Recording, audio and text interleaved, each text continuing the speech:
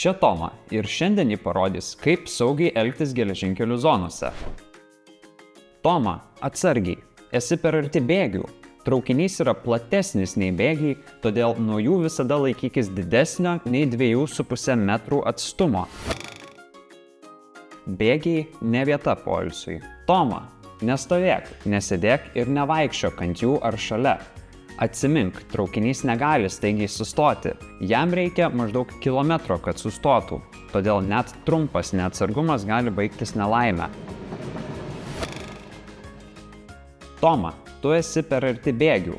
Artėjančio traukinio gali nepastebėti ir neišgirsti. Išsimk ausinukus, padėk telefoną į šalį ir būk atidi. Traukinio gali nepastebėti, tad atsimink, sustok, apsidairyk ir paklausyk. Kai priartėjai prie geležinkelio pervažos ir girdi pervažos signalą, matai raudoną šviesoforo signalą ar nuleistą užtvarą, sustok ir palauk, kol pravažiuos traukinys. Toma, kitą kartą elkis saugiau šalia geležinkelių. Būkite saugus ir jūs.